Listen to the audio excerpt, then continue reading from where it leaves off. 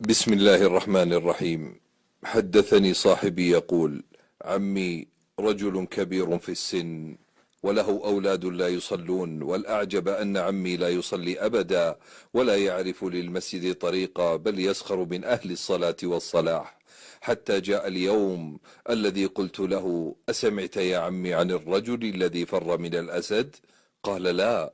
قلت: كان هناك شاب يمشي في غابة، سمع صوتا فالتفت إلى الخلف، ويا لله، وإذا به يرى أسدا ضخم الجثة يجري نحوه لافتراسه.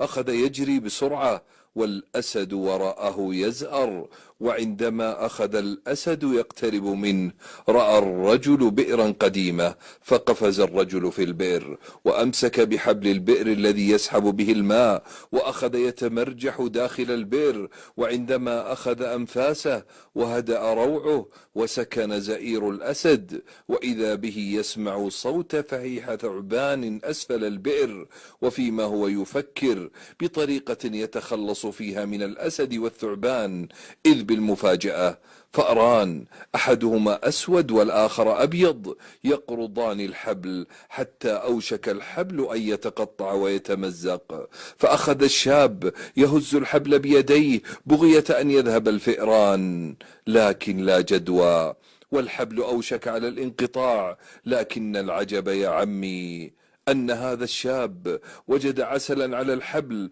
وبدأ يتذوقه، فأعجب بطعمه ونسي الفأرين والأسد والثعبان، فقال لي عمي: ما هذا الشاب المجنون؟ الحبل سينقطع وهو يتذوق العسل. فقلت: يا عم، الرجل هو أنت، والأسد هو الموت يلاحقك كما يلاحقنا، والثعبان هو القبر ينتظرنا لا محالة، والفأران الأسود والأبيض هما الليل والنهار يقصان حبل عمرك حتى ينقضي، والعسل هو الدنيا يا عمي وملذاتها، فمن حلاوتها أنستك أن وراءك موت وحساب. ذهب عمي وعاد من الغد، فرأيت وجها لعمي قد عانق الإيمان قلبه، حتى توضأ وتوجه للمسجد، بل جاوز ذلك أن صلح أولاده. بل العجب أن عمي قد جاوزنا بذلا وصدقة وبناء للمساجد، بل يسابقنا على الصف الأول، فهنيئا له.